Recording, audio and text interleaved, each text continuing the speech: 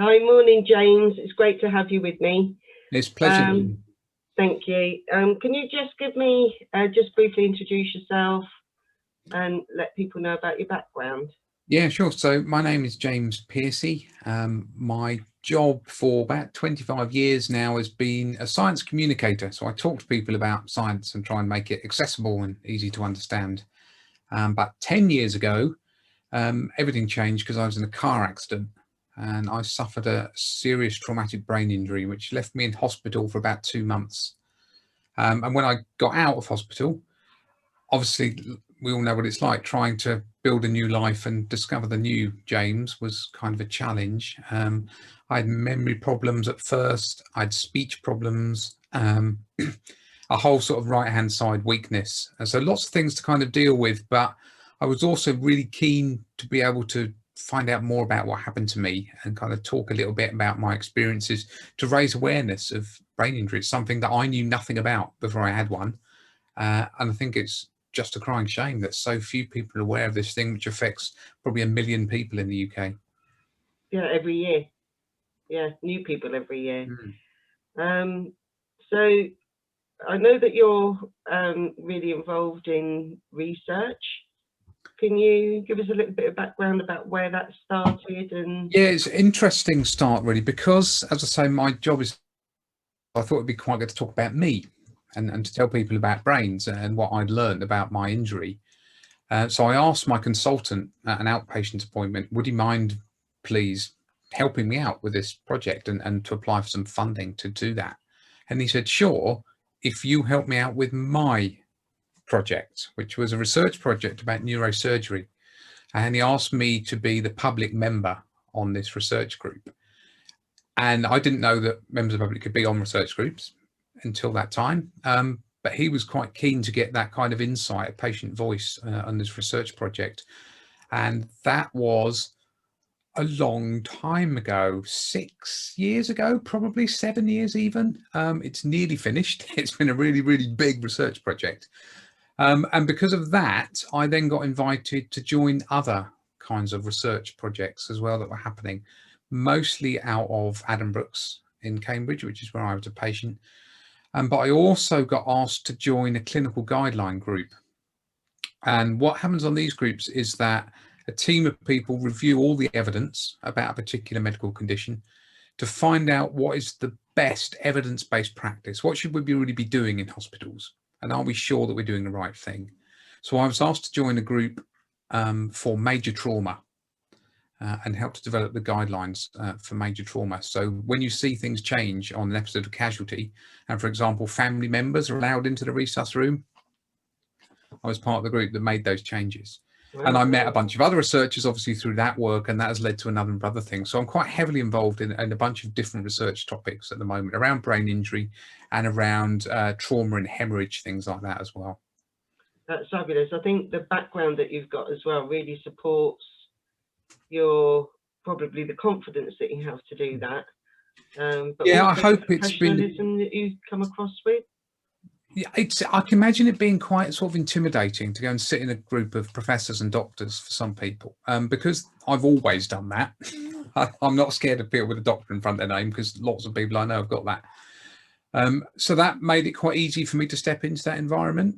One thing I've noticed, which isn't so great about that work and research, is that a lot of the people in there are like me. So what I mean by that is not just that they're white men, although many are, but they tend to be quite well educated. I've got a degree. They tend to be people who are quite open about saying what they think and talking about things and not scared of those groups. What I haven't seen much of is people of colour. Haven't seen much of young women or very elderly people.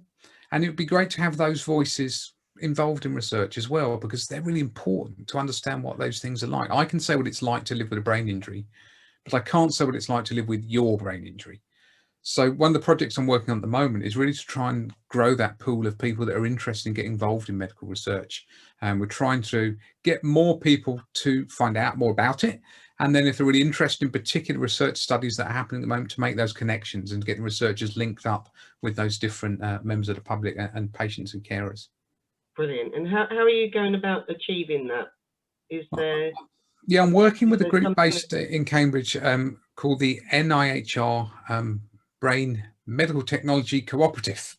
So they're a group which exists really to connect researchers to different groups and to support research projects and innovation, particularly around technologies about brain injury. And so I'm working with them to run some groups really to describe the kinds of work that I've done and to talk about some of the projects that they are supporting at the moment, which need members of the public to come and join them. So we're running some sessions. We've done a couple. We've got another one coming up in the middle of March. Really to try and get people to come and express an interest. And there's no commitment to do anything straight away. You don't have to immediately sign up to anything. Just dip your toe in the water, find out what it might be like, and express your interest if you have some. Yeah, absolutely. I can add a link to the text that will go with the video to let people know where to go to find out how to register for that. Yeah, that'd be really helpful. Yeah, there's a list also now on the website of some of those recent research projects that are looking for people, and it's easy to kind of sign up to come to one of these sessions or just really express an interest. Yeah, absolutely. I think, people don't realise the value of their experience and how important that experience actually is to other people and how much other people care about knowing their perspective, because like you say, every brain injury is different, and we need those different perspectives, don't we, to understand a wider picture. Yeah, absolutely. And one of the real challenges in brain injury treatment and research is that people are so different. And I read a study a little while ago. It assessed a couple of people who had really very similar accidents. One of them, after the accident, seemed to make really quite a quick recovery, was conscious when went to hospital. After 6 months, that one was really struggling. And the other one, who'd been completely unconscious and had had surgery, made a really good recovery. And trying to understand why some people do better than others is a real challenge. So anybody who's developing new technologies for rehabilitation after brain injury, for example, really needs to understand the huge range of people that are out there. So hearing some of those voices is really valuable. Yeah, absolutely. I can remember having a conversation with a professor at Ashton University about that exact same issue. Is why does that happen? Why do some people recover in one way and some in another? It's a fascinating topic, I think. So I know that you also work with UKBIF, the UK Acquired Brain Injury Forum, and I'd really love to understand a little bit more about the work that you do there and how you got involved as Yeah, well. sure. I got involved because I was asked to go and give a version of my talk about my brain injury at their conference. And the conference attracts a real range of people. There are some sort of patient and carer groups there, but there are a lot of researchers, there are a lot of medics, there are a lot of people who work in rehabilitation therapy of one kind or another. And there's also quite a large group of case managers, so lawyers essentially, people who kind of unlock access to these enormous resources for lots of patients. And so I spoke to that group, and afterwards they asked me if I would be interested in joining the board of UKBIF, again to try and enhance that patient voice. And throughout its existence there have always been patients involved in that. So I jumped at the chance really as a chance to find out a bit more about what's going on sort of behind the scenes. And the organisation is interesting. It's quite different from groups like Headway, which are about supporting individuals and giving access routes. It's much more of a kind of strategic campaigning organisation. So the latest bit of work was produced is a document called Time for Change, which you can find on the UKBIF website. And what it's saying really is that it's too long that we've had this postcode lottery, that where you live depends, determines what kind of treatment you get. It's too long that we've been living with people not recognising the huge problems that are caused by brain injury. And can we do something about it? Can we start to make a change? So they produced this report, which focused on a number of different areas. One of them is the problem of brain injury in the prison population. Yeah. Some surveys have shown that people in prison, probably about 60% of them have some kind of brain injury. That's astonishing. Wow. And we know that because people really struggle with all sorts of different ways after brain injury, they're much more likely to end up back in prison if they're not properly supported. Another one is education. Similarly, there are lots of young people in schools who have suffered a brain injury, perhaps when they were younger, and when they reach puberty, things just go a bit crazy. And teachers don't understand. Why would they? Unless they're told about these things. So getting the special educational needs provision in schools to recognise brain injury and its problems is another kind of area that's working on. Domestic violence is another one. Lots of women suffer brain injuries from domestic abuse, and how do they cope and manage those things? So there's a whole range really of different strands that came out of that report. And it was led very helpfully by an MP, Chris Bryant, who is a Welsh MP, has really kind of pushed that through Parliament. In the last couple of years, there have been more debates in the House of Parliament about brain injury than there have in the last 10 years. So he's done some fantastic work. And I got the chance to actually go to the House of Parliament myself and sit in a little committee room and tell a bit about my story and why this Time for Change report was so important. Amazing experience to go to that with. Oh, sure, yeah, place. yeah. But fascinating. And again, just sort of making sure that this patient voice is there all the time. One of the things that I said in that meeting was described a research project that somebody else had carried out, looking at the benefits of rehabilitation in terms of money. You know, if we're talking to MPs, they're interested in money, aren't they? Yes, Hard they cash. are. They are. And the evidence is really clear that if you spend money up front on good rehabilitation services for people, you save money in the long run, because people recover much better. They get back to work, they start earning and paying tax. It's much, much better than actually somebody having little drip feeds of money over 50, 60 years of their lives, wrestling with a brain injury. Do it early is really important. And I hope we're going to start to see those things change in the next couple of years. Brilliant. I believe there's a lot of research as well, isn't there, to support that, you know, we're better to spend the money up front and help people than we are to just, you know, let people fall through the it's quite clear. It's quite clear that there's no debate about it. One of the issues we have is that parliaments are short. Yes. 4 or 5 years. Yeah. And we're talking 10, 20 years to see those gains. But we don't know what will happen after the COVID pandemic. What we do know is that lots of people are suffering cognitive damage, the kinds of things that we'd see after a brain injury. People who have had long COVID are suffering from those memory problems, speech problems, hearing problems, and they're going to need help and rehabilitation and support. So one would hope that the kinds of investment we've seen in ventilators and stuff at the early stage of COVID will be matched by a similar investment longer term.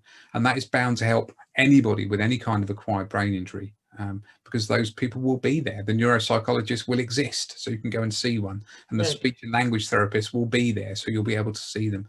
And hopefully people will start to get that support, and more intensively early on as well.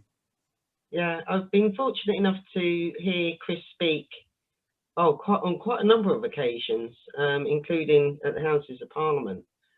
And I have to say the passion in him is so sincere and so genuine. He is so behind this particular cause that it literally bowls me over. You know, I'm sitting, usually I get tingles up the back of my neck because he said something that really strikes me. And I think having somebody like Chris on board, and you know, I know that he does a lot of work progressing these issues, and I think, you know, that's just made such a huge difference.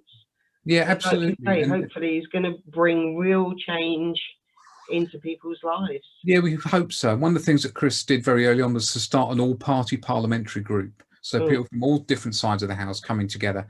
And because so many people have suffered acquired brain injury, it's not a great surprise that there are many MPs that know somebody who has had one, or maybe they have one themselves. But that group really builds up with sort of personal experience. And I think everybody in that group thinks that there is a time to make a change, and that we can make a change. We can do something to change these things. The wheels of politics turn slowly, so it's not going to be immediate.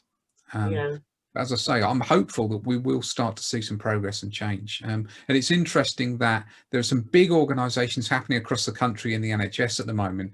And one of the main things they're trying to do is unite health and social care. And that's been a real big problem for people with brain injury, because when you come out of hospital, what happens? And there's often a loss there, a poor transfer of information about people. And some people go into care homes.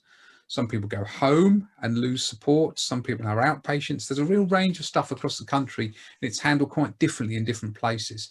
So hopefully by knitting together that health and social care, we'll find things a bit better. And that comes back to money again as well, because health and social care at the moment are in different money pots. So if I don't spend this pot of money, that's great for me, but it does mean they have to spend even more, but I don't care because that's their money bag and not mine. And so hopefully we'll see those divisions start to break down a little bit, and that's got to be a benefit to people, I think. Yeah, absolutely. I think, is there anything else that you wanted to share with us or talk about, James? I'm trying to think. Just in terms of the other thing that I've done really, as well as getting involved in this research stuff, is awareness raising, which and you do huge amounts of it, and fantastic. And huge numbers of people involved in the Global Picnic is astounding, really impressive. Something that I've done a bit of work on is trying to collect people's stories to try and make those public. And I did a bit of work with a global health research group. And got some interviews with people who lived in different parts of the world, kind of telling their stories. And what's interesting is the similarities. So you might have got your brain injury falling out of a coconut tree, but the impacts of that are the same.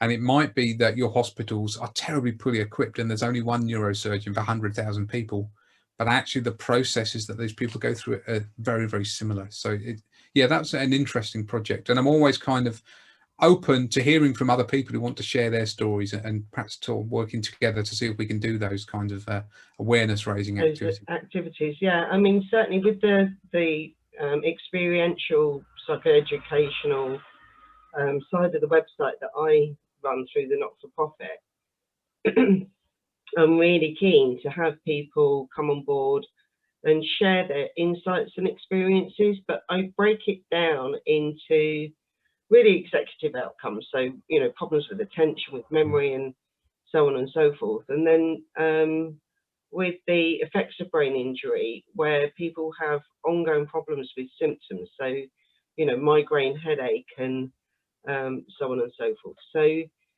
I think that the more people share their own personal perspective, the more help there is for other people, but there is more information there for people to relate to, because we come back again, don't we, to every brain injury is a unique injury. So yeah, so I'd love to do more collaboration with you on what I found that when I gave my talk, I did a little tour around the country and I made a radio program about it as well. And I got some really nice feedback. Some people said lovely things about me, but the things that really stick is when a patient, a brain injury survivor, comes up and says, "Thanks for understanding." Yes, absolutely. Wow. Because then you think you've made a difference. You know, that's what really matters, I think. Yeah. And also really helps my own recovery, actually, to meet other people in those circumstances and to be able to feel like you're giving something back and helping some people. You know, that boosts your ego and you stand up a bit straighter and think, you know what, I can do this stuff and it's worth doing too. So I'm going to push hard, even though sometimes I might have to go to bed for 3 days afterwards. It's worth doing. Yes, I can understand that. I know certainly because of the passion and care that I have for the, you know, for other people in our community, is that I really push myself. You know, the cognitive and executive skills are really push myself. So actually, one of the benefits to me is that year on year, helping other people is helping me to improve my own outcome. So, you know, and I can never thank anybody enough for that. And when they share their stories with me, it adds to my experience, but it also helps me to sit back and think, hang on a minute, I can relate to that. And then little bells go off in my own head, and I learn things about myself as well that I might not have realised if somebody hadn't have shared their story with me. So it really is a ripple effect. And I think going back to what you were saying about the, you know, the wheels of change in Parliament, you know, turning pretty slowly. I think the wheels in academia, in the world of academia, can turn very slowly as well. And I think that the more that the public, you know, make their interests known through various registers for research, the more momentum there is behind it, the less time researchers have to spend finding people. So, you know, they might, so I know that sometimes researchers might spend 2 years just finding the participants. You know, but whereas if they had a register that they could come to and find the participants that suit their study, and they could make that process happen quicker, then the results of the research, you know, can evidence the change that follows afterwards, so we can create change faster by, you know, people getting involved. Yeah, and also we can get people involved really early on, so that those research questions are relevant. You're actually meeting a need that's there and answering a question that needs to be answered.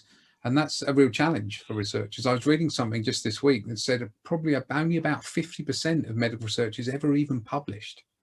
There's a huge amount of wastage because people start to ask questions and they can't answer them, or they can't find the participants to answer them, or they just get meaningless results because they didn't frame things quite the right way.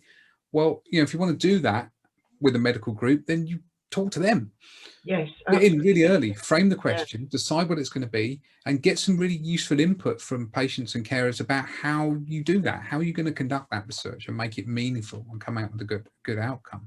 Yeah. So yeah, it's fantastic. And as I said right at the start, really, what you need is a really diverse group of people to help with that. Because you know we can only speak for ourselves, can't we? Really. So the wider that pool can be, the better, really. And let's hope that we get some really kind of meaningful research. And the UK is really a leader in brain injury research. Incredibly important place to be at the centre of these things, and networking with other places around the world with different kinds of communities and different groups really can make change. Because there was a report a few years ago in the Lancet about the scale of traumatic brain injury across the world, and it's just terrifying. You know, billions and billions of people affected. Yeah, I think I've read a similar article in, and I think it cited 69 million traumatic brain injuries per year across the world. 69 million per year. I mean, those are staggering numbers. And I certainly, years and years ago, I came across some World Health Organization research, which they estimated there are around 1 billion people living with some kind of a neurological condition. So, you know, these are huge numbers. They are, you know, epidemic scale numbers. They're not, you know, people having a bang on the head and, you know, a couple of days later they, you know, feel better and go off back doing whatever they were before. And I think we need to shift those expectations. I think we need to shift quite a few things. So, you know, understanding that the real person is still in there underneath this broad spectrum of you know, disability effectively, that they can't get through, but also the chronic health conditions that go with that. And I know certainly like neural inflammation, there's been some research that shows that can last upward of 17 years. So, you know, all of the outcomes of that people struggle with, you know, the research is showing, you know, we now have this understanding, we now have this evidence, and that can effectively in turn change the way people are treated at the front end.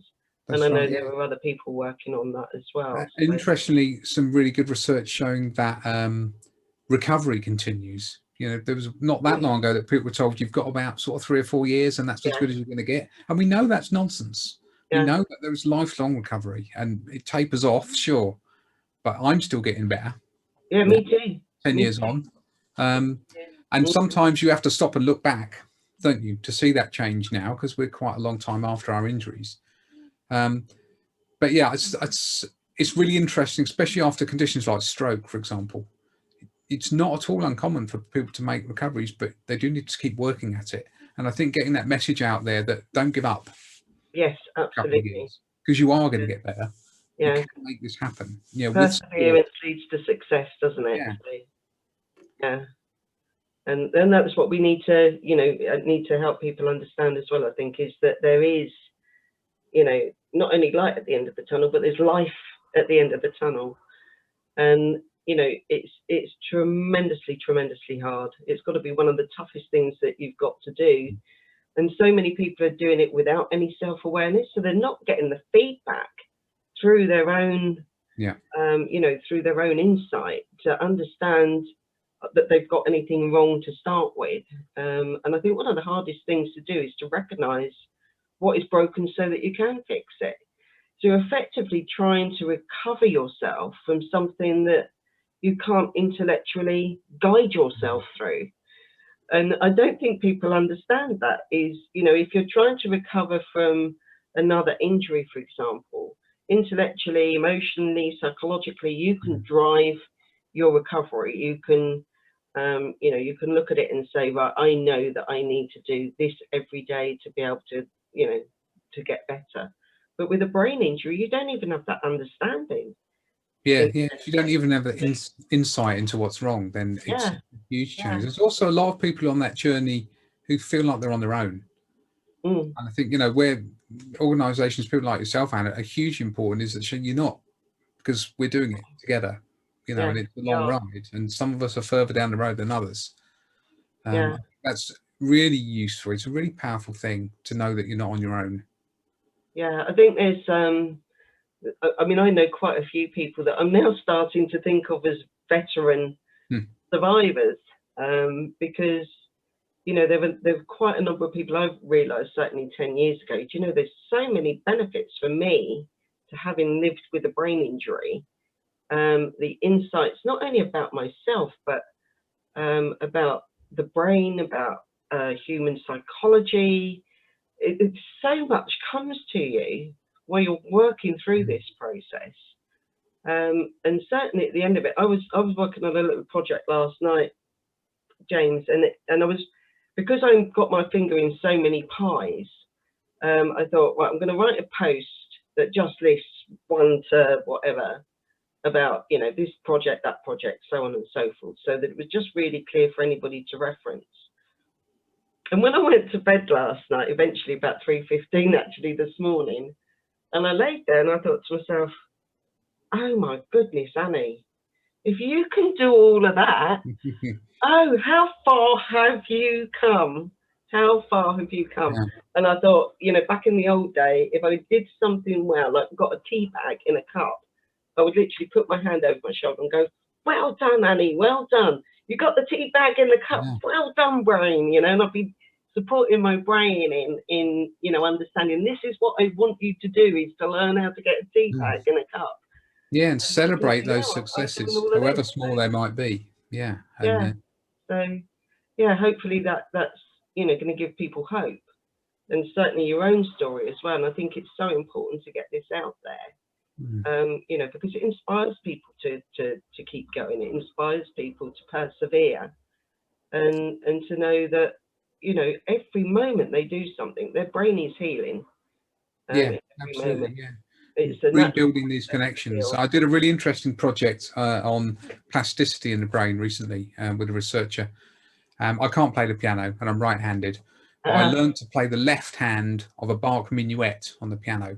Wow. And I had my brain scanned. So I had my brain scanned to see how strong the connections were between my hand and my brain, and did they improve as I practiced this piece on the piano. And we showed that, yeah, they do. Yeah. And that was a while ago, and I've forgotten how to play it now, so I might have started to lose those. But we know, we can see physically that we're strengthening those connections between the brain and different parts of the body by exercising them, by practicing them.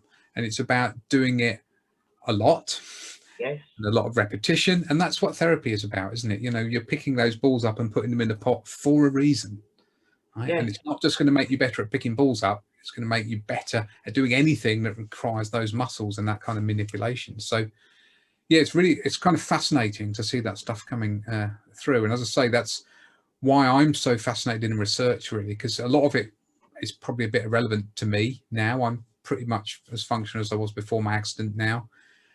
But it's still fascinating to learn more about our brains and how they work, and to see that the impact that can have on other people coming through.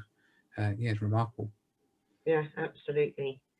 I really have enjoyed this chat. It's been absolutely superb. I'm wary of, hopefully we've kept everybody's attention all the way through, and they'll come away from this and think, wow, I am so pleased that I watched that. I'm so pleased that I listened. So, Wow, and watch a few bits at a time. Do a couple of yeah. minutes.